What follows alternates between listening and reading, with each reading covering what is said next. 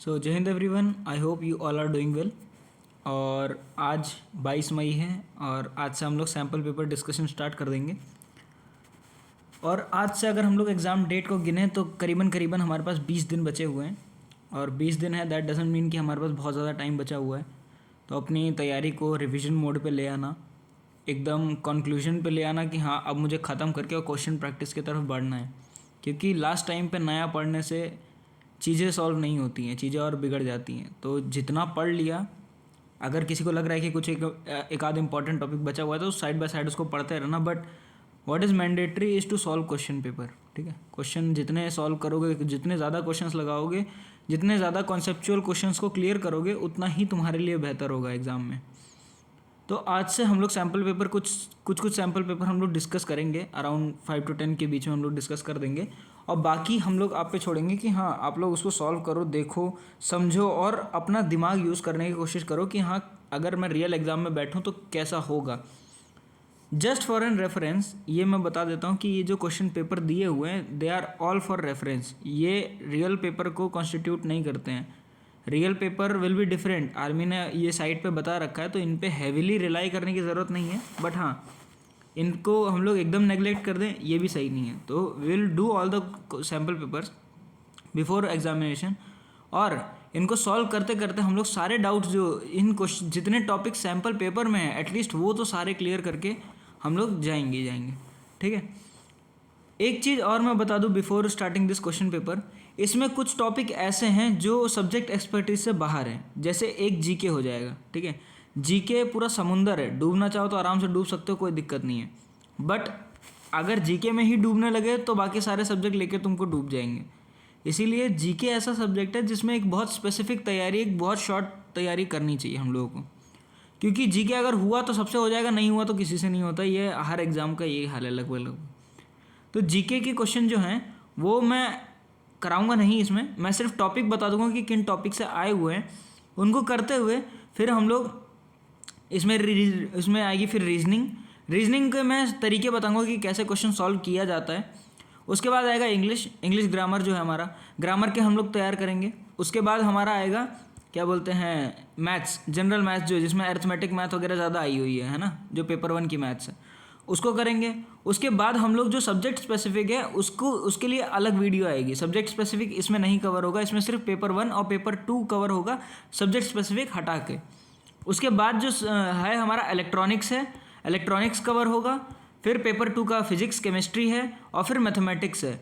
और जो English literature है वो भी सब्जेक्ट एक्सपर्टीज से बाहर है। इंग्लिश लिटरेचर में तैयार करने को बहुत सारा है और आज तक ना हमने कभी इंग्लिश लिटरेचर पढ़ा है और ना हम जानते हैं उसके बारे में बहुत ज़्यादा। तो हम भी वैसे ही प्रिपेयर करेंगे कि जितने सैम्पल पेपर में एटलीस्ट क्वेश्चन दिए हुए हैं उनके हिसाब से थोड़ा थोड़ा पढ़ लें।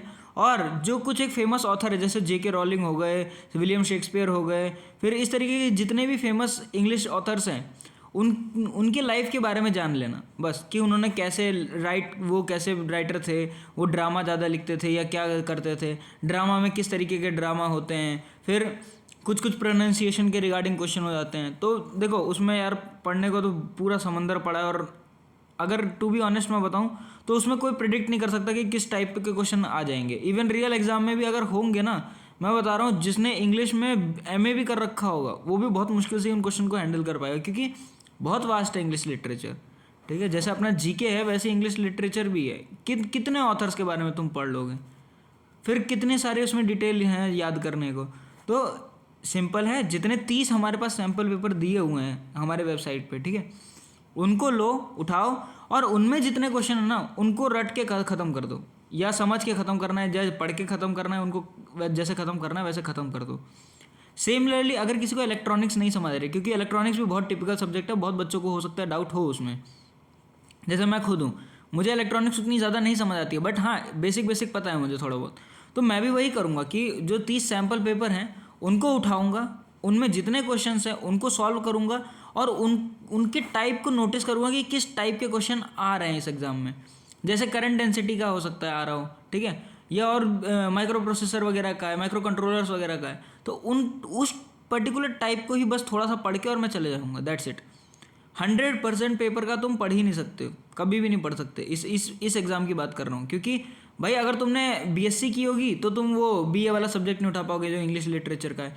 अगर तुमने बीए किया होगा तो हो सकता है तुमसे साइंस नहीं बन रही होगी। अगर तुमने बीकॉम किया तो तीनों ही नहीं बनेंगे, ठीक है।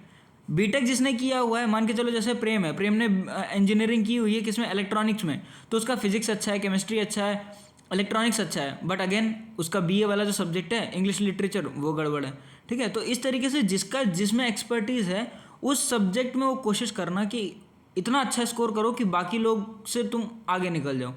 फिर जो तुम्हारे वीक सब्जेक्ट्स हैं उनमें अगर थोड़ा कम भी होगा तो वहाँ पे वो एडजस्ट हो जाना चाहिए, क्योंकि हर एग्ज़ाम में तुम्हारा एक स्ट्रॉन्ग कॉन्सेप्ट होना ही चाहिए। अगर नहीं है दैट मीन्स अगर तुम सब में एवरेज हो तो तुम्हारा पेपर नहीं क्लियर होने वाला।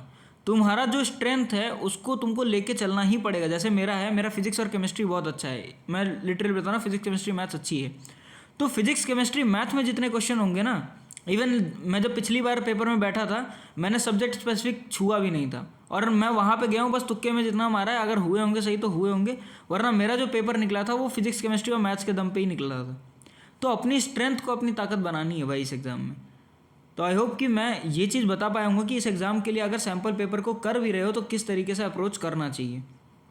उसके बाद तो हम सैम्पल पेपर स्टार्ट करते हैं डिस्कस करना। तो अगर मैं बताते जाऊँ तो एक्चुअली मेरे नोट वाइज में ये वाला ऐप चल नहीं रहा है, मैं इसमें से कराऊँगा, ठीक है, ड्राइव में से। थोड़ा सा ये ऊपर लिखा हुआ आएगा तो इसको मैनेज कर लेना, क्योंकि मेरा वो नोट वाइज ऐप में मैंने इसको खोलने का बहुत ट्राई किया था, वो खुला नहीं था जिस ऐप से मैं पढ़ाता था। चलो, तो सबसे पहला क्वेश्चन जो है ना, एक चीज़ ध्यान रखना, जीके में मॉडर्न इंडियन हिस्ट्री के 2 से 3 क्वेश्चन तुम मान सकते हो, और 2 से 3 क्वेश्चन या 2 क्वेश्चन बहुत हो जाते हैं। तो मैं कहूँगा कि इस टॉपिक को बहुत अच्छे से प्रिपेयर करके जाना। ये भी हिस्ट्री का है, ठीक है। उसके बाद अगर आओगे, ये भी मॉडर्न इंडियन हिस्ट्री का, ये वाला, ठीक है, मॉडर्न इंडियन हिस्ट्री का, MIH का। उसके बाद अरे यार ये हुआ क्यों था, देखो इसमें क्या है, चंपारण है, बेसिकली गांधी जी के जितने भी वो थे, क्या बोलते हैं, अपने सत्याग्रह मूवमेंट थे, वो सारे मूवमेंट थे ना, नॉन कॉपरेशन मूवमेंट वगैरह, सॉल्ट मार्च, डांडी मार्च, ये सब जितने भी वो थे उन सबको अच्छे से याद कर लेना। फिर वॉइस रॉयज वगैरह के बारे में याद कर लेना, गवर्नर जनरल के बारे में याद कर लेना, पहला कौन था, आखिरी कौन था। फिर इंडिया और पाकिस्तान का जिसने डिस्ट्रीब्यूशन किया था ना, पार्टीशन किया था, उसके बारे में थोड़ा सा पढ़ लेना। तो इसमें बेसिक चीज़ें पढ़ लेना, अपने आप ही समझ आए। जैसे in which of the year the sepoy उनको बोलते हैं जो इंडियन सिपाही थे, Indian soldier in the British East Indian company's army refuse to follow order to go Burma by sea route. तो यहाँ पे किस ईयर में वो चीज़ हुई थी कि उन्होंने मना कर दिया था कि हम वो बर्मा नहीं जाएंगे सी रूट से फाइट करने के लिए फॉर द कंपनी।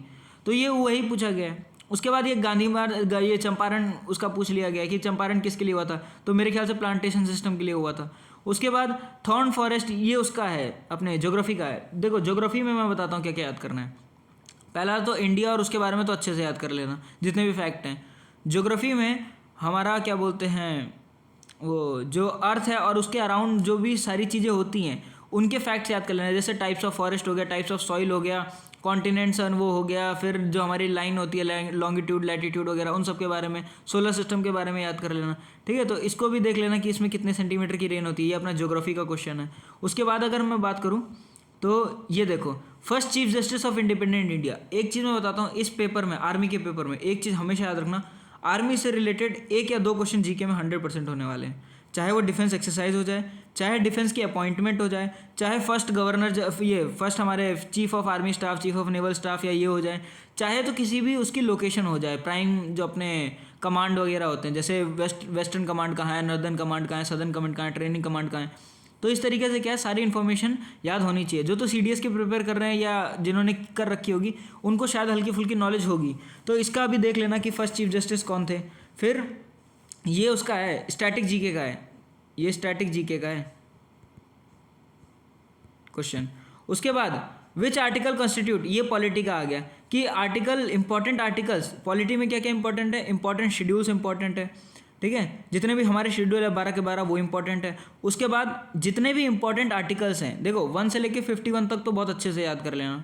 उसके बाद सिर्फ उनको याद करना जो बहुत ज़्यादा इंपॉर्टेंट है। जैसे यहाँ पे अब दे दिया गया है कि which article of Indian constitution state that the court do not inquire about the proceeding in the parliament. मतलब पार्लियामेंट में जितनी भी प्रोसीडिंग चलती हैं उनको कोर्ट इंक्वायर नहीं कर सकता, मतलब कोर्ट उसमें हस्तक्षेप नहीं कर सकता है। तो वो कौन सा है, वो कौन सा आर्टिकल हमको बताता है, ठीक है। तो वो देख लेना इसमें से। जैसे मुझे पता है शायद 123 जो होता है वो ऑर्डिनेंस की पावर होती है प्रेसिडेंट की, जहाँ तक मुझे पता है। मैं भी हो सकता है गलत हूँ, बाकी 123 वाला देख लेना और ये जितने भी होंगे इनके बारे में पढ़ लेना। उसके बाद ये क्या बताया गया है कि पैदकार पेंटिंग, अब ये पेंटिंग हो गया, डांस फोल्क हो गया, मैं बताता हूँ। इंपॉर्टेंट पेंटिंग हो गई, डांस हो गया, ठीक है, फोल्क म्यूज़िक हो गया, फोल्क म्यूज़िक हो गया, या क्लासिकल म्यूज़िक हो गया, या क्लासिकल डांसेस हो गए, है ना। ये सारे जो होते हैं डांस या म्यूज़िक, ये सारे बहुत इंपॉर्टेंट है और ये सब आते हैं स्टैटिक जीके के अंदर। किसके अंदर आते हैं? स्टैटिक जीके के अंदर। तो इन सबको भी थोड़ा सा याद कर लेना। हम लोग ऑल द वर्दी बैच में इसका वो भेजेंगे, पीडीएफ भेजेंगे अभी लर्न करने के लिए। तो जितने भी इंपॉर्टेंट हैं एज़ पर हम लोग सारे पेपर को देखेंगे, हमको लगेगा जो जो इंपॉर्टेंट है लिखने लायक, बताने लायक, उनको हम लोग एक पीडीएफ बना के और उसको शेयर कर देंगे, ठीक है। उसके बाद कि 5 जून को क्या मनाया जाता है भाई? 5 जून को होता है एनवायरनमेंट डे अपना, ठीक है। तो ये तो वो है डेज एंड डेट्स वाले हैं, तो ये इंपॉर्टेंट डेज एंड डेट्स वाली हैं चीज़ें। देखो GK is all about learning, तुम कितना लर्न कर सकते हो। उसके बाद आओगे तो ये आ गया करंट अफेयर का क्वेश्चन, ठीक है। ये आ गया करंट अफेयर का कि किसको पद्मश्री अवार्ड मिला था 2026 में in the contribution to sports, ठीक है। अब किसको मिला था देख लेना, विराट कोहली था, पता नहीं। उसके बाद ये यहाँ पे बताया था 69th SGFI अंडर 19 जो स्कूल गेम्स हैं वो हुए थे इसमें। तो SGFI स्टैंड के किसके करता है? अब देखो यार, अगर इस क्वेश्चन को सॉल्व करना है थोड़ा सा अगर दिमाग लगाओगे तो भी कर लोगे। यहाँ पे ऑलरेडी स्कूल गेम्स बता दिया गया, ठीक है। जब स्कूल गेम बता दिया गया तो कहीं ना कहीं ये स्कूल गेम्स ही होगा। अब स्कूल जिम्नास्टिक हो गया या स्कूल गेम्स हो गया, तो भाई school games federation of India, यही होता है इसका आंसर, ठीक है, SGFI का। ऐसे जिसको हल्की बहुत करंट अफेयर की नॉलेज होगी वो बता लेगा कि SGFI क्या होता है। उसके बाद कि which of the system has been developed by DRDO which is based on multi channel beam directed technology system. तो ये कौन सा होता है? तुम लोग बता देना कि ये जो DRDO ने इन्वेंशन किए हुए हैं रिसेंट के ना डेवलपमेंट्स, उनको भी पढ़ के चले जाना। इसरो ने जो रिसेंट डेवलपमेंट किया है आर्मी के रिगार्डिंग या कोई वेपन के रिगार्डिंग, उसको भी पढ़ के चले जाना, ठीक है। अब आते हैं हमारे उसके ऊपर, किसके ऊपर? रीजनिंग के ऊपर। अब देखो क्वेश्चन इसमें पता है बहुत सेट से दिया हुआ है। ये जो सैम्पल पेपर जितने भी हैं इसमें 1 से 10 तक क्या है अपने वाले क्वेश्चन है जीके के, 11 से लेके 20 तक हो गए अपने वाले रीजनिंग वाले, फिर 21 से लेके 30 तक हो जाएंगे इंग्लिश वाले, और फिर 30 से लेके 50 तक हो जाएंगे मैथ्स वाले। अभी देखना करते जाना, वही मिलेंगे तुमको, ठीक है। अब यहाँ से शुरू हो गया अपना, अरे यार इसको काटाऊँ कैसे? हाँ, यहाँ से शुरू हो गया अपना रीजनिंग, ठीक है। यहाँ से अपना रीजनिंग शुरू हो गया। अब रीजनिंग में पहला बोला है कि ये उसका है रोज़ वाला क्वेश्चन है, अरेंजमेंट वाला। तो देखो इसमें कैसे होता है कि ना रो ऑफ एक्स बॉयज़, हमको नहीं पता रो एक्स बॉयज़ की रोज़ है, ठीक है। उसमें जो राज है वो 12वीं पोजीशन पे है from either and. Either and का मतलब इस एंड से भी 12वीं पोजीशन पे और इस एंड से भी 12वीं पोजीशन पे। कहने का मतलब है कि यहाँ से चलते जाएंगे 1 2 3 4 5 6 7 8 9 10 11 12, और उसके बाद आएगा ये 11 के बाद आएगा 12वीं पोजीशन, ठीक है। तो ये जो 12th पोजीशन है वो यहाँ से भी मान के चलो ये 12th वाली पोजीशन थी, ठीक है। तो यहाँ से भी 12th है और वो यहाँ से भी 12th है। तो कहने का मतलब यहाँ पे भी इस पोजीशन के पहले 11 लोग होंगे, इस पोजीशन के पहले भी 11 लोग होंगे, और ये बचा एक लोग और, तो +1 कर लो। तो 11 + 11 + 1 कितना हो जाएगा? 22 + 1 23, ठीक है। उसी तरीके से वाई गर्ल्स की रो में, मतलब ये गर्ल्स की रो थी और इसमें इस एंड से इस एंड, तो सुमन जो थी वो 15th पोजीशन पे थी from either and. Either and मतलब दोनों एंड से, तो यहाँ से भी 15th नंबर पे और यहाँ से भी 15th नंबर पे।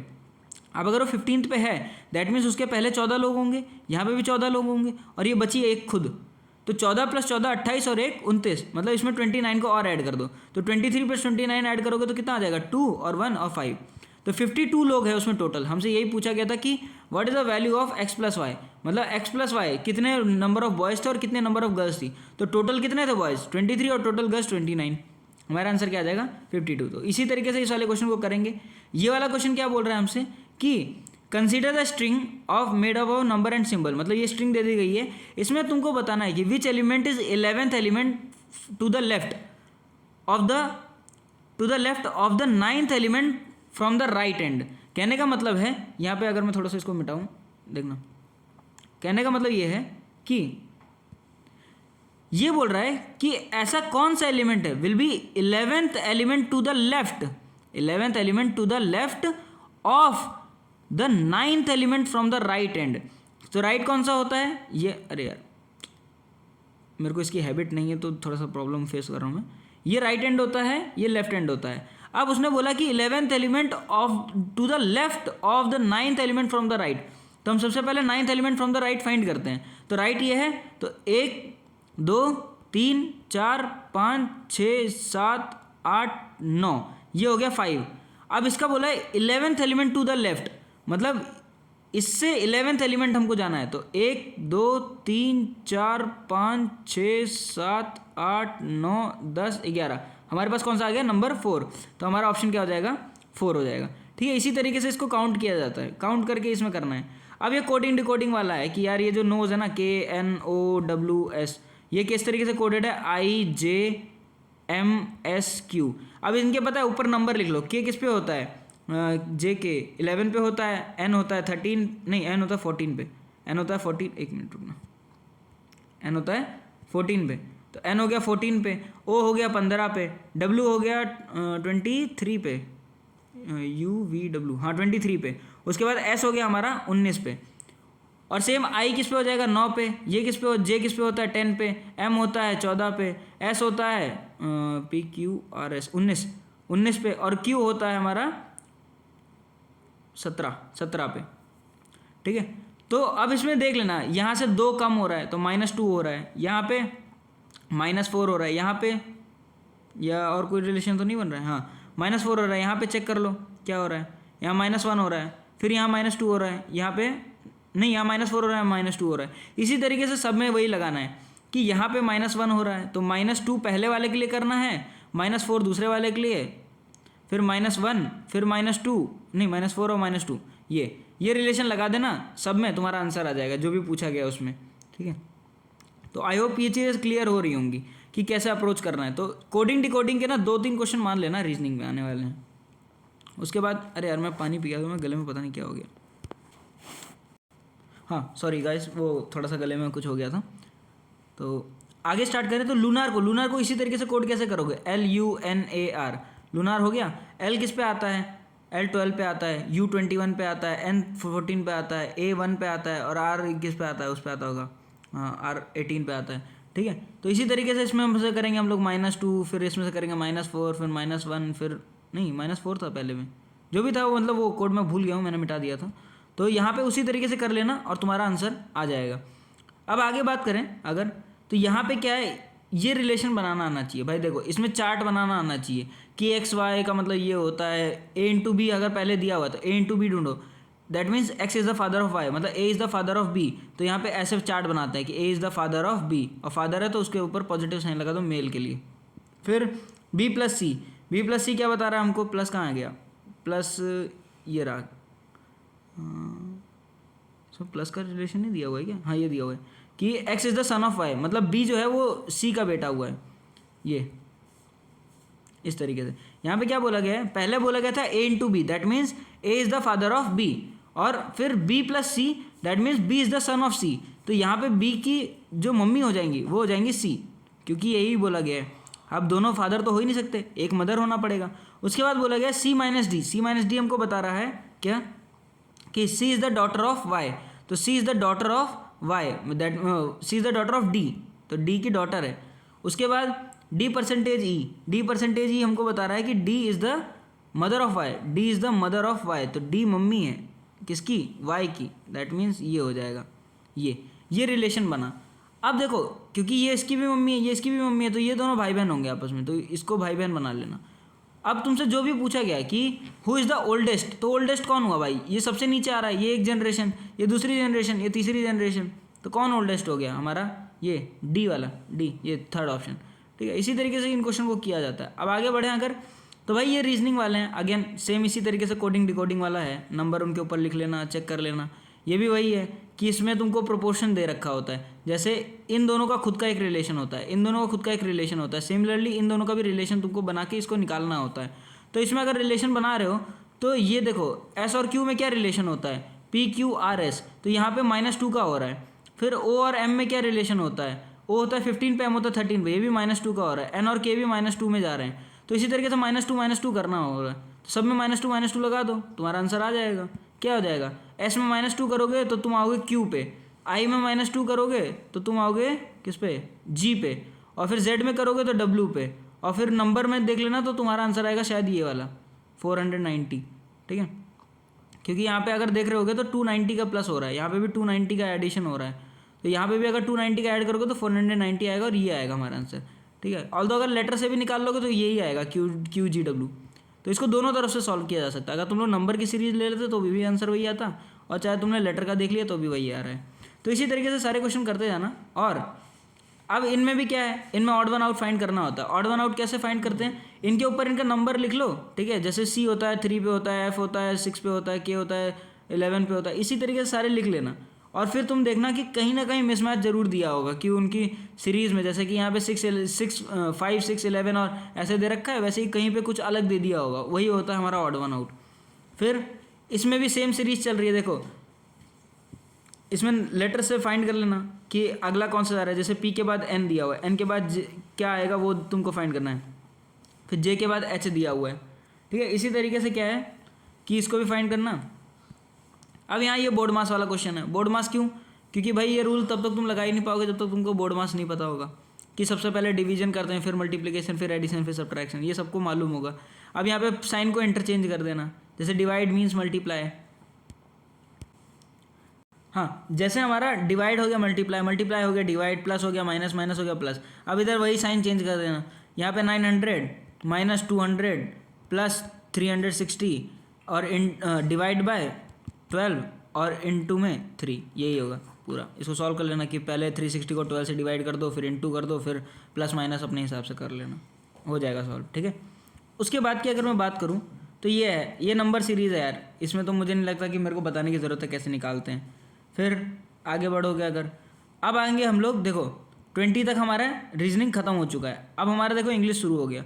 सबसे पहले देखो इंग्लिश में ना 3 क्वेश्चन, देखो 21 से 23 तक 3 क्वेश्चन जो हैं वो कॉम्प्रीहेंशन के फिक्स्ड होंगे, कॉम्प्रीहेंशन के फिक्स्ड होंगे। अब कॉम्प्रीहेंशन सॉल्व तुमको करना है भाई, इसको रीड करके आंसर ही बताना है, उसमें और कुछ है नहीं, ठीक है। उसके बाद क्वेश्चन नंबर 24 ये रहा। अब 24 में क्या बोल रहा है कि चूज द अप्रोप्रिएट, मतलब फिल इन द ब्लैंक करना है। अब फिल इन द ब्लैंक क्या है, this medicine has an dash taste. अब यार अनफेयर टेस्ट तो होता नहीं है, ईजी टेस्ट होता नहीं है, मस्ट टेस्ट होता नहीं है। अनप्लीजेंट का मतलब हम जानते हैं, अनप्लीजेंट मतलब खराब, तो दैट मीन्स इसका खराब टेस्ट होगा, तो क्या कौन सा टेस्ट, अनप्लीजेंट हो गया। उसके बाद she has a strong influence in her student. भाई यहाँ पे गलत क्या है, इन है, क्योंकि भाई इन्फ्लुएंस किसी के अंदर थोड़े होता है, किसी के ऊपर होता है ना, तो ऑन हर स्टूडेंट होना चाहिए। तो यहाँ पे she has a strong influence on her student हो जाएगा। तो इसी तरीके से क्या है, अब देखो मैंने ऑप्शन पढ़े भी नहीं, मुझे यहीं पे गलती नज़र आ गई। तो इतने इजी क्वेश्चन आने वाले हैं कि तुमको बहुत ज़्यादा दिमाग लगाने की ज़रूरत नहीं होगी। क्या होगा, अपने आप ही तुमको समझ आ जाएगा कि इसका आंसर क्या होने वाला है, अगर बेसिक इंग्लिश मतलब तुम्हारी ठीक ठाक है तो। उसके बाद भाई ये रीअरेंजिंग वाला होता है। रीअरेंजिंग में मैं तुमको एक तरीका बताता हूँ क्या, कि सबसे पहले ना क्वेश्चन मत पढ़ो, सबसे पहले ऑप्शन देखो। रीअरेंजिंग में ऑप्शन देख के तुम सबसे पहले फर्स्ट के लेटर देखो, ए या तो सी। दैट मीन्स तुमको शुरुआत या तो ए से करनी है या तो सी से करनी है। उसके बाद भी देख लो कि यहाँ पे देखो ए के बाद डबल सी आ रहा है। देखो एक चीज़ होता है ना, कभी कभी अगर मान के चलो तुमको नहीं समझ आ रहा है तो तुक्का कैसे लगाते हैं, तुक्का कैसे लगाते हैं, देखो हमेशा ना एग्जाम में कोई 2 ऑप्शन बहुत ज़्यादा सेम दे देंगे वो लोग, बाकी के ऑप्शन अलग होते हैं। जैसे यहाँ पे ए है या तो सी है, दैट मीन्स अगर हमको थोड़ा सा आइडिया लग जाए तो यहाँ पे देखो सी ए है सी बी है, मतलब ये थोड़ा सा अलग हो रहा है। बट यहाँ देखो ए के बाद सी दिया हुआ है, ए के बाद सी दिया हुआ है, कहने का मतलब शायद तक ये ऑप्शन हो सकते हैं। देखो मैंने अभी भी सॉल्व करना शुरू नहीं किया, मैं कराऊंगा इसको। उसके बाद डी है या बी है, दैट मीन्स या तो ऑप्शन ये होगा या तो ऑप्शन ये होगा, ये दोनों शायद तक नहीं होंगे अगर तुक्का लगाना हो तो, ठीक है। और इसको वेरीफाई भी कर लेते हैं क्या, पहले हम ए से शुरू करते हैं, ए और सी ले लेते हैं। This is a problem because so many teacher in the developing countries are both under qualified and unpaid. फिर सी बता रहा है कि study so that the tendency to provide a minimal training within a short period does not work. उसके बाद अगर हम D B कौन सा ले सकते हैं, डी को देखते हैं। इट वुड इंक्लूड, नहीं यह तो नहीं आ रहा है। One solution might be to train the trainers. अब इसमें हमको सबसे पहले ये ढूंढना पड़ेगा कि हम लोग किससे स्टार्ट करें, कि दिस इज़ द प्रॉब्लम, ये थोड़ा सा अटपटा लग रहा है ना। हो सकता है हमको सी, ये दोनों में से कोई हो जाए, हो सकता है, क्योंकि ये तो हमने तुक्के के बेसिस पे डिसाइड किया था। उसके बाद इसको मिटाते हैं, 1 मिनट रुको। अरे अगर इसमें पहले इन दोनों ऑप्शन को देखें तो इनको रीड करो, रीड करके ना तुमको एक परफेक्ट स्टेटमेंट मिलना चाहिए, एक परफेक्ट ऑर्डर में तुमको पैराग्राफ मिलना चाहिए। तो अगर यहाँ पढ़ें, सबसे पहले ए सी पढ़ते हैं, तो this is a problem because so many teacher in the developing countries are both under qualified and underpaid. और अगर इनको पहले सी को पहले रीड करें तो studies show that the tendency to provide a minimal training within a short period does not work. अब ये दोनों ही स्टेटमेंट एक दूसरे से पूरी अलग हैं, ठीक है, ये दोनों ही स्टेटमेंट एक दूसरे से पूरी अलग हैं। बट अगर हम लोग पढ़ें तो क्या है कि इसको अगर ध्यान से पढ़ोगे तो यहाँ पे क्या बता रहा है कि दिस इज़ अ प्रॉब्लम। अब ये सोचो दिस इज़ अ प्रॉब्लम तो लोग पहले ही प्रॉब्लम से स्टार्ट करोगे, नहीं, हम लोग पहले स्टार्ट करते हैं वैसे से जो एकदम हमारा वैसा सेंटेंस होता है कि जो हमको ज़्यादा इन्फॉर्मेशन दे रहा है। जैसे study show that the tendency to provide a minimal training within a short period of time does not work, ये हमको कुछ बता रहा है। इसके बाद के स्टेटमेंट इससे लिंक कर सकते हैं हम लोग। जैसे कि अगर हम बात करें दिस इज़ अ प्रॉब्लम, अब यहाँ देखो ये पीरियड वर्क नहीं कर रहा है ना, ये शॉर्ट टाइम में जो ट्रेनिंग हो रही है वर्क नहीं कर रही है, तो ये एक प्रॉब्लम है ना। तो पहले ही प्रॉब्लम हम थोड़े बता सकते हैं, पहले हमको प्रॉब्लम देखना पड़ेगा, उसके बाद हम यहाँ पे प्रॉब्लम को इंट्रोड्यूस करेंगे। दैट मीन्स कि यहाँ पे this is a problem because so many teacher, तो कहीं ना कहीं पहले सी आ रहा है फिर ए आ रहा है। This is a problem so because so many teachers in the developing countries are both under qualified and underpaid. अब क्या होगा, सी ए हमने कहीं ना कहीं निकाल लिया, तो सी ए यही ऑप्शन आ रहा है। अब डी बी भी रीड कर लो साथ में। One solution might be to train the trainers, भाई हो सकता है क्योंकि हमने प्रॉब्लम बता दी, उसका सॉल्यूशन अब बता रहे हैं। It would include selecting the very best and train them sufficiently sufficiently well to train others in their location. ये पूरा सही बैठ रहा है, सी ए डी बी ये, ठीक है। इसी तरीके से क्या है, हम लोग अपने सारे वो कंप्लीट करते हैं। यार ये बहुत लंबा लेक्चर हो जा रहा है भाई, वैसे तो लेंथ बहुत ज़्यादा लंबा हो रहा था वीडियो का, हम 30 मिनट का कंसाइज रखना चाह रहे थे, बट मैंने सोचा कि चलो कोई नहीं, पार्ट 1 फिर कवर करते हैं पूरा। तो मैं ये बता रहा था कि अगर कभी तुक्का लगाना भी होता है एग्ज़ाम में तो मोस्टली इसी तरीके से सही होते हैं हमारे क्वेश्चन। जैसे ए सी आंसर है तो कहीं ना कहीं वो हमको कंफ्यूज करना चाह रहे हैं कि तुम इन्हीं में कंफ्यूज हो जाओ, हो सकता है तुम्हारा आंसर ये निकले बाद में और हो एक्चुअल में ये, ठीक है। तो इसी तरीके से क्या होता है, हमारे तुक्के काम करते हैं। ऑल्दो इसमें नहीं किया, वैसे मोस्ट ऑफ द टाइम पे हो जाता है इस तरीके से। मैथ्स वगैरह में ज़्यादा होता है, मैथ्स में मैं बताऊँगा कि जो नंबर बीच में आ रहे होते हैं ना वो ज़्यादातर आंसर होते हैं हमारे। उसके बाद अगर मैं बात करूँ तो ये 26वां क्वेश्चन हमसे ये अगेन रीअरेंजिंग वाला है, इसको पढ़ना और करना, ठीक है। इसमें भी वो एक बार तरीका लगा के देखना ए सी बी डी वाला, तो क्या वो काम कर, अच्छा ये वही क्वेश्चन है क्या?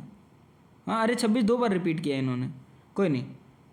तो यहाँ पे देखते हैं, फिर choose a word wisely that can substitute. अब बताओ a short publicity notice, a short publicity notice किसको कहते हैं, इसको पढ़ लेना, ये वो है अपना वन वर्ड सब्सटीट्यूशन वाला है। उसके बाद active and passive voice change करना है, तो इसको करो he detests people are shouting at him, तो he detests to be shouted at, तो ये वाला हो जाएगा आंसर, ठीक है। अब इसको वही है अपने पढ़ के करना होता है, इनके रूल्स याद कर लो कि कैसे इनको करते हैं, ठीक है, कैसे पास्ट टेंस लगाते हैं। और अच्छा नहीं, ये वाला नहीं होगा, बी नहीं होगा, बीइंग होगा, बीइंग, ये कंटिन्यूस टेंस आ रहा है ना तो बीइंग आएगा continuous. He detest being shouted at. उसके बाद आगे यहाँ पे in the following question 1 out of 4 alternative select the idiom phrase वाला है भाई। Have a change of heart, change of heart का मतलब क्या होता है, to fall in love unexpectedly, become physical healthier, feel nervous before making a decision, to experience a change in one's opinion on a matter, have a change of heart। भाई मुझे idea नहीं लग रहा है, वैसे ये रटने वाली चीज़ है, वोकैबुलरी मैंने आज तक नहीं रटी है, तो अपने हिसाब से देख लेना इसको। उसके बाद ये है कि choose a word that means same, ये सिनोनियम एंटोनियम वाला है, ठीक है। मैं एक चीज़ बताता हूँ, इसमें ना एक सिनोनियम एक एंटोनियम और इसी तरीके से हमारे क्वेश्चन आते जाएंगे, एक इडियम फ्रेज, एक डायरेक्ट इनडायरेक्ट, एक अपना वो एक्टिव पैसिव, और इसी तरीके से सारे क्वेश्चन आते जाएंगे। फिर अगर बात करें, अब आते हैं मैथ्स पे, 31 से 50 तक होंगे हमारे मैथ्स, ठीक है। यहाँ से मैथ्स का सेक्शन शुरू हो गया, और मैथ्स इसमें बहुत ईजी वाली है, बेसिक अर्थमेटिक मैथ। अरे यार ये वाला बताओ, ये तो लॉज ऑफ एक्सपोनेंट है कि ए की power m a to the power m into a to the power n क्या हो जाता है, a to the power m plus n, a to the power m plus n। तो इसमें power plus हो जाएंगी क्योंकि मल्टीप्लाई में है दोनों और बेस सेम है, तो बेस सेम है, पावर ऐड हो जाएंगे, तो 2 की पावर 3 + 4 हो जाएगा, दैट मीन्स 2 की पावर 7 हो जाएगा। और 2 की पावर 7 क्या होता है, 2 की पावर 7 होता है, 2 की पावर 5 होता है 32, तो 32 फिर 64 और 64 टू द 128, ये हो जाएगा आंसर 128। ठीक है, उसके बाद ये दिस ग्राफ पासेस थ्रू भाई x + y = 0। अब बताओ अगर इसका आंसर निकालना है तो तुम ऑप्शन डाल डाल के भी आंसर निकाल सकते हो। कैसे, तुमको 0 लाना है ऑप्शन में, सबसे ये जो कोऑर्डिनेट होता है ना 1,1, इसमें जो 1 है ये x कोऑर्डिनेट है और ये वाला 1 है ये y कोऑर्डिनेट है, तो इनको पुट करो। तो यहाँ पे अगर पुट करोगे तो ये क्या हो जाएगा, जब इसको पुट करोगे 1,1 को, तो 1 + 1 2 हो जाता है और 2 = 0 नहीं होता, दैट मीन्स ये वाला आंसर नहीं होगा। उसके बाद अगर लगाओगे 1,-1 तो ये सेटिस्फाई कर रहा है क्योंकि x की जगह पे 1 + -1 तो ये हमको दे देता है 0, जो कि यहाँ पे सही बैठ रहा है, तो दैट मीन्स ये पास होगा। वैसे भी यार इसमें ना किसी एक की वैल्यू रख के देख लो, दूसरे की वैल्यू अगर वही आ गई तो आंसर वही होता है। बेकार सा क्वेश्चन है, इसमें कुछ है नहीं। उसके बाद अगर आगे बात करें तो ये है कि रेशनल नंबर 1/2 और 1 के बीच में कौन सा लाई करता है इन चारों में से, तो 1/2 और 1 के बीच में, तो इसको भी 1/1 लिख लो। ठीक है, इनके एलसीएम सेम कर लो, एलसीएम सेम करोगे तो 1/2 × 2/2 हो जाएगा। और यहाँ पे अपॉन में 4 भी दे रखा है, तो दोनों को फिर 4 भी बना लो, तो नीचे 2 से और मल्टीप्लाई कर दो लो ये, तो यहाँ पे क्या हो जाएगा 2/4 और यहाँ पे क्या हो जाएगा 4/4। अब 2/4 और 4/4 के बीच में कौन आता है, 3/4 आता है, ये हो जाएगा आंसर बस। वैसे भी अगर बाकी ऑप्शन को एलिमिनेट करना हो तो ऑप्शन को एलिमिनेट कैसे किया जाता है, ऑप्शन को एलिमिनेट किया जाता है भाई 2 और 1 मतलब हाफ और 1 के बीच में देखना है ना, तो 2 तो पहले ही नहीं होगा तो ये एलिमिनेट हो गया। 1/4 हो सकता है, 5/4 ये 1 से बड़ा हो जाएगा क्योंकि 5/4 नीचे वाला छोटा है ऊपर वाला नंबर बड़ा है, तो ये 1 से ग्रेटर हो जाएगा। ठीक है, तो 1 से जब ग्रेटर हो जाएगा तो दैट मीन्स ये भी ऑप्शन खत्म हो गया हमारे पास, बचे या तो 3/4 या तो 1/4। अब अगर तुमको मालूम हो कि 1/4 जो होता है वो 1/2 से छोटा होता है, मतलब ये इधर आ जाएगा, इनके बीच में नहीं आएगा, तो अपने आप ही ऑप्शन 3/4 मिल गया। तो इस तरीके से भी किया जा सकता है, और इस तरीके से भी जैसे मैंने डिनोमिनेटर सेम किया हुआ है ना, डिनोमिनेटर सेम करना मतलब कि जैसे यहाँ पे 1/2 था, यहाँ पे 1 था, मुझे नीचे 1/1 था, नीचे 4 लाना है तो इंटू 4 कर दो, ऊपर भी इंटू 4 कर दो, यहाँ पे भी इंटू 4 कर दो, यहाँ पे भी यहाँ इंटू 2 कर दो और यहाँ पे भी इंटू 2 कर दो, तो क्या हो जाएगा, यहाँ पे आ जाएगा 2/4 और यहाँ पे आ जाएगा 4/4। अब 2/4 और 4/4 के बीच में क्या आएगा 3/4, ये आ गया हमारा आंसर।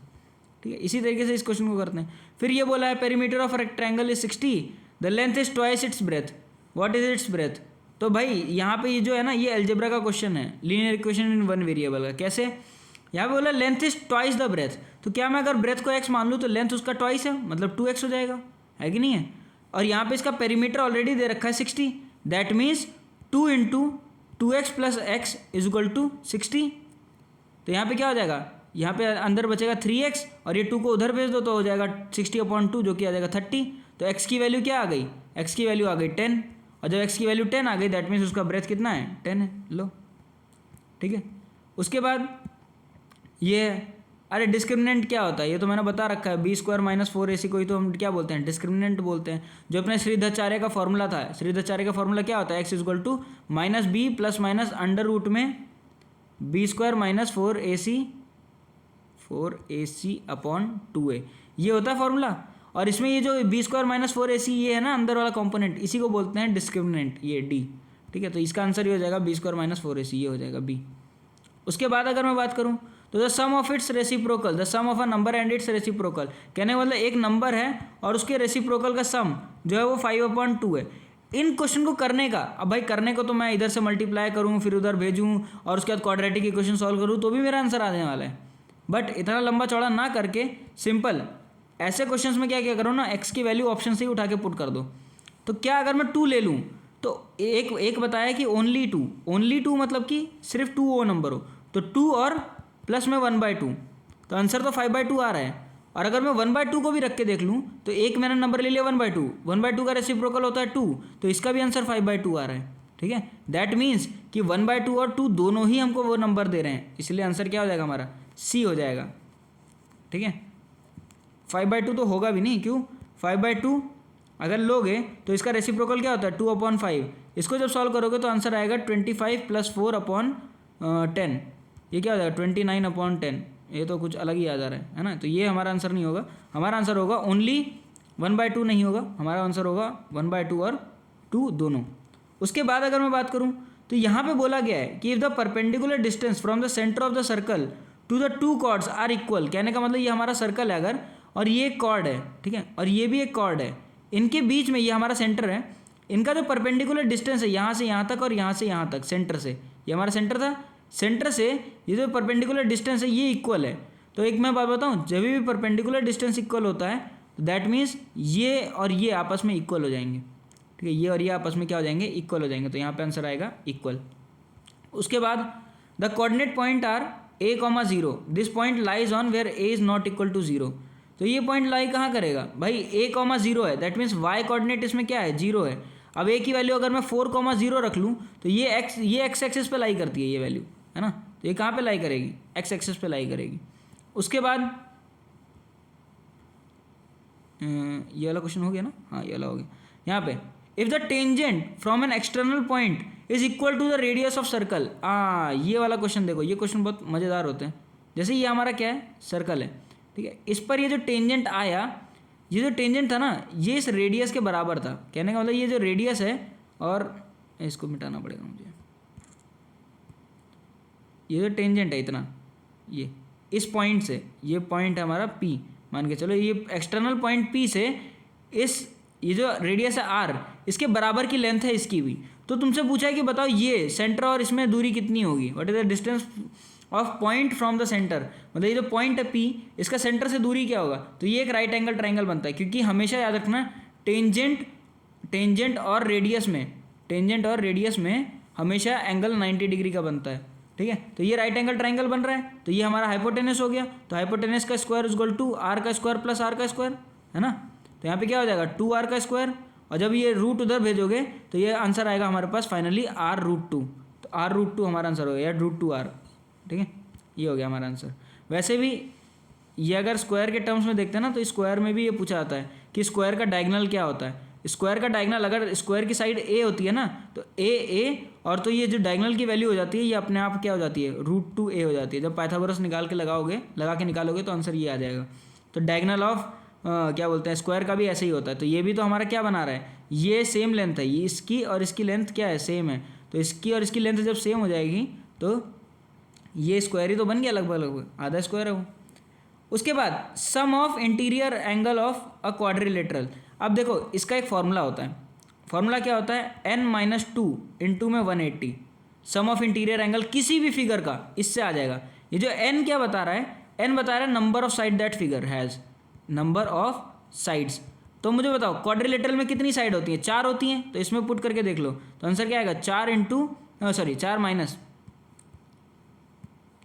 4 माइनस 2 इंटू में 180। तो 4 माइनस 2 क्या हो जाता है 2 इंटू 180। तो 2 इंटू 180 का आंसर क्या होगा 360, ये हो जाएगा। वैसे भी सबको पता होगा यार, ये तो बेसिक चीज़ें हैं। अगर ट्राइंगल का निकालना है तो 3 माइनस 2 इंटू 180 हो जाएगा। दैट मीन्स ट्राइंगल का आंसर क्या आता है 180, सबको मालूम है ये चीज़ तो, है कि नहीं है। और उसका आंसर क्या आता है पेंटागन का, अगर तुमसे पेंटागन पूछ ले, पेंटागन जिसकी 5 साइड होती हैं, तो यहाँ पे 5 माइनस 3 इन कर देना, ठीक है। तो 5 माइनस 2, तो 5 माइनस 2 आंसर क्या आएगा 3, और 18 3 जा होता है 72, तो 720 आ जाएगा। हेक्सागन का निकालने को बोले तो ऐसे सिमिलरली यहाँ पे 6 रख देना। नैनोगन का, डेकागन का, तो इसी तरीके से यहाँ पे वैल्यू रखते जाना। तो ये हमारा फॉर्मूला होता है n-2 इंटू 180 का। इसी के अंदर वैल्यू पुट करते जाओ, तुम्हारा आंसर आता जाएगा। उसके बाद if one angle of a triangle is 120 degree then the triangle is, अरे यार एक एंगल 120 डिग्री है, ये ऑब्ट्यूज एंगल है, तो ऑब्ट्यूज एंगल तो ट्राइंगल हो जाएगा। ये तो बेसिक सी चीज़ है कि नहीं। ये वाला है, ये अगर मैं इस ट्राइंगल को बनाऊँ तो ये वाला ट्राइंगल है, ले ये एंगल क्या हो गया 120 डिग्री हो गया, ठीक है। बाकी बच्चे हमसे उससे मतलब नहीं है, एक एंगल ऑब्ट्यूज आ गया तो दैट मीन्स ये ऑब्ट्यूज एंगल ट्राइंगल है। उसके बाद if the side of a triangle are in the ratio 2:2:3, भाई यहाँ पे दो साइड सेम हो रही है, तो यहाँ पे कौन सा ट्राइंगल हो जाएगा आइसोसेलेस ट्राइंगल हो जाएगा। कौन सा आइसोसेलेस। हाँ एक आता है अगर इस तरीके से तुमको दे दे क्या 3:4:5, ये ट्राइंगल, ये पाइथागोरस ट्रिपलेट है। कभी भी पाइथागोरस ट्रिपलेट अगर तुमको वो दे देना रेशियो में, तो वो राइट एंगल ट्राइंगल होगा, ध्यान रखना। ये मैं जस्ट फॉर एन वो बता रहा हूँ कि अगर क्वेश्चन में चेंज करके आ गया तो एग्जाम में, ठीक है, या अगर इस तरीके से आ गया 6:8:10, ठीक है, वैसे इसको काटोगे तो 3:4:5 ही आएगा, तो ये भी 6:8:10 भी इसी से आया बन के मिलता है। फिर एक आएगा तुम्हारे पास ये 5 लिखना है, 8 कहाँ है, 5:12:13, ये एक ट्रिपलेट ये भी होता है, ठीक है। तो इस तरीके से क्या है, हमारे पास ट्रिपलेट्स होते हैं। अगर ट्रिपलेट रेशियो में आ गए तो वो हमारा ट्राइंगल होगा कौन सा, राइट एंगल, ठीक है, ये भी ध्यान रखना। फिर यहाँ पे बोला गया है कि if a perimeter of a rhombus is 100 centimetre, if one of its diagonal is इतना, what is the length of another diagonal. भाई ये आता है उसका, यहाँ पे एरिया ऑफ रेक्टेंगल का वो आ जाएगा, एरिया ऑफ रोम्बस का आ जाएगा। एरिया ऑफ रोम्बस होता है हाफ d1 × d2, ये होता है, ठीक है। इसी को सॉल्व करना, आंसर आ जाएगा तुम्हारा। अब यहाँ पे पेरीमीटर बोल रहा है, पेरीमीटर तुम्हारा क्या हो जाएगा, 100 है तो इसकी साइड निकाल लो, एक साइड क्या हो जाएगी, या इनके जो वो पेरीमीटर होती है डायगोनल होते हैं ये आपस में 90 डिग्री पे क्रॉस करते हैं। रुको मैं इसका एक तरीका और बताता हूँ। जैसे ये अगर हमारा रोम्बस है ना, ये रोम्बस है, तो इसके जो डायगोनल होंगे ना ये आपस में 90 डिग्री पे क्रॉस करते हैं, तो इसको तुम उससे निकाल लो। अभी मैं बताता हूँ। एक साइड इसकी क्या दी हुई है, 14 दे रखी है, ये 14 है, और पेरीमीटर्स का 100 है, तो इसकी सारी साइड इक्वल होती हैं, तो एक साइड कितनी हो गई, 25 हो गई। अब ये हाइपोटेनस हो गया, ये हमारा वो हो गया परपेंडिकुलर हो गया, बस बेस निकाल लो तो तुम्हारे दूसरे डायगोनल की लेंथ आ जाएगी। तो उसको 2 से मल्टीप्लाई भी कर देना, जैसे 2 से जब मल्टीप्लाई करोगे, यहाँ देखो अभी क्या होगा, 25 के स्क्वायर में से 14 का स्क्वायर माइनस करोगे, दैट मीन्स 625 में से तुम 196 माइनस करोगे, निकाल लो 196 माइनस करके, तो क्या 15 में से 6 क्या बचेगा, 6 नहीं 15 में से 6 जाएगा, बचेगा 9, क्या बचेगा 9, और फिर यहाँ 11 में से 9 जाएगा, बचेगा 2, 9, ये परफेक्ट रूट में आ रहा है क्या आंसर, नहीं तो एक मिनट रुकना। 25 perimeter of rhombus is 100 centimetre, तो एक साइड 25 हो जाएगी, ये ठीक है। One of it diagonal is 14, अच्छा 14, तो यहाँ पे 7 लेना पड़ेगा, 7 सॉरी, ये पूरे डायगोनल की लेंथ थी ना हमारी 14, तो ये पूरे डायगोनल की लेंथ थी 14, तो इसका हाफ करेंगे तो इतने की लेंथ आएगी, तो यहाँ पे 7 का स्क्वायर लेना पड़ेगा, दैट मीन्स यहाँ पे मुझे क्या रखना पड़ेगा, 49 रखना पड़ेगा। एक मिनट, यही गलती हो गई थी। यहाँ पे क्या रखेंगे हम लोग, 49 को माइनस करेंगे, तो यहाँ पे क्या आएगा, अब 15 में से 9 गया, बचेगा 6, और फिर यहाँ पे 11 में से 4 गया, बचेगा 11 में से 4 जाएगा तो बचेगा कितना, 7, और यहाँ पे बचेगा 5, 576, और 576 होता है किसका, 24 का, अरे यार 24 का, ठीक है। तो ये हो जाएगा हमारा आंसर, 24 हो जाएगा। 24 नहीं 24 नहीं होगा भाई, क्यों 24 नहीं होगा, देखो मैं भी अभी वही गलती करता, ये वैल्यू आई मेरे पास क्या 24, बट इसका डबल लेना है मुझे, इसका डबल लेना है मुझे, क्योंकि ये पूरे लेंथ की वैल्यू चाहिए ना, तो 24 + 24 करना पड़ेगा, दैट मीन्स क्या आ जाएगा मेरे पास, 24 + 4 करेंगे तो 48, दैट मीन्स मेरा आंसर क्या आएगा 48 सेंटीमीटर, ठीक है। तो यहाँ पे ये चीज़ थोड़ी थोड़ी मिस्टेक्स हैं, इनको ध्यान रखना, तो इसका आंसर होगा 48 ना कि 24। तो जैसे देखो ये मिस्टेक हो जाती है, मेरे को जल्दी अब वीडियो लेक्चर खत्म करना है, तो जल्दी में बढ़ने में कभी कभी मिस्टेक हो जाती है। एग्जाम में भी जल्दीबाजी में ये गलती मत कर देना, ये जो मैंने अभी कर दी, ऑल्दो मेरे को तो नज़र आ गया था कि हाँ ये डबल भी करना था, वरना अगर नहीं आता तो हो सकता है मैं गलत ही बता के निकल जाता। बट क्योंकि देखो जल्दी में हो रही हैं चीज़ें, मैं भी अभी जल्दी में हूँ क्योंकि लेक्चर का टाइम ऑलरेडी बहुत ज़्यादा हो गया है, ठीक है। तो ये सारी चीज़ें जो हैं ये it is a gradual process, इसको बहुत सुधारने ध्यान रखना है ये सब चीज़ें। अब यहाँ पे बोला गया है कि the curved surface area of a sphere is इतना, फाइंड द वॉल्यूम। अरे यार कर्व्ड सरफेस एरिया क्या होता है, 2πr², यही होता है curved surface area of a sphere, नहीं 4πr² होता है, यहाँ पे क्या होता है 4πr² होता है। तो 4πr² से क्या आ जाएगा हमारा, इक्वल टू 616 के बराबर रखना, तुम्हारा क्या आ जाएगा, वो आ जाएगा अपना आर आ जाएगा, यहाँ से 4π का अपॉन में भेज के और अंडर रूट ले लेना, तुम्हारा आर आ जाएगा, और जब आर आ गया तो फिर यहाँ पे पुट कर देना, तुम्हारा वो आ जाएगा, ठीक है, आंसर आ जाएगा। उसके बाद इसके वैल्यू में क्यूब, इसमें क्या बोलते हैं वॉल्यूम के फॉर्मूले में, तो वॉल्यूम क्या होता है 4/3πr, एक सेकेंड, 4/3πr³, ये होता है उसका वॉल्यूम, इसमें रख लेना, तुम्हारा आंसर आ जाएगा। सेम यहाँ पे बोला गया if the volume of a cube is इतना x मीटर क्यूब, उसका वॉल्यूम दिया गया है x मीटर क्यूब, और तुमसे बोला गया कि if the side is of the cube is doubled, तो क्यूब का साइड डबल कर दिया मैंने, मतलब पहले उसकी साइड क्या थी, अगर ये हमारा क्यूब है, ठीक है, पहले इसकी साइड थी a, अब मैंने इसको बढ़ा के 2a कर दिया। तो मुझे एक बात बताओ, वॉल्यूम ऑफ द क्यूब क्या होता है, a क्यूब होता है, तो पहले a क्यूब का अब मैं 2a क्यूब कर दूंगा तो क्या हो जाएगा, यहाँ पे 8a क्यूब आ जाएगा, मतलब पहले वाले से अब 8 गुना बढ़ गया ना, यहाँ पे 8 आ गया एक्स्ट्रा, तो 8 मल्टीप्लाई में that means 8x cube answer हो जाएगा हमारा। उसके बाद ये वाला देखो कि the length breadth and height of a cuboid are 6 8 10, कहने का मतलब है कि इसकी लेंथ ब्रेथ और हाइट दे दिया है तुमको 6 8 10, ठीक है, 6 8 और 10। अब क्या करना है तुमको बोला गया कि डिफरेंस बताओ, किसमें तुमसे बोला गया कि डिफरेंस बताओ in square centimetre between the total surface area and lateral surface area. Lateral में क्या होता है, ऊपर और नीचे वाली साइड को हम लोग काउंट नहीं करते हैं, तो लेटरल में बस ये दोनों हटा देना और टोटल में सारे को काउंट कर लेना, तो वही हो जाएगा तुम्हारा आंसर, ठीक है। अब इसको निकाल लेना, इसका फॉर्मूला मैंने ऑलरेडी बता रखा है अपने बैच में, ठीक है। उसके बाद a student guesses the answer to four option only and only one correct answer, what is the probability of choosing. अरे यार 4 ऑप्शन है, एक सही निकालने के लिए अगर वो गेस कर रहा है तो एक में से 4 ही तो हो जाएगा, यही तो होगा आंसर हमारा।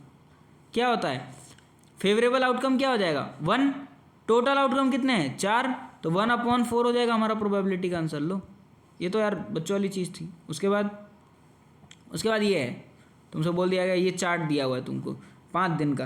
अब इसमें बोल रहा है what is the average temperature over 5 days, तो तुमसे एवरेज टेम्परेचर पूछ रहा है, तो सबको ऐड करके 5 से डिवाइड कर दो, तुम्हारा आंसर वही हो जाएगा।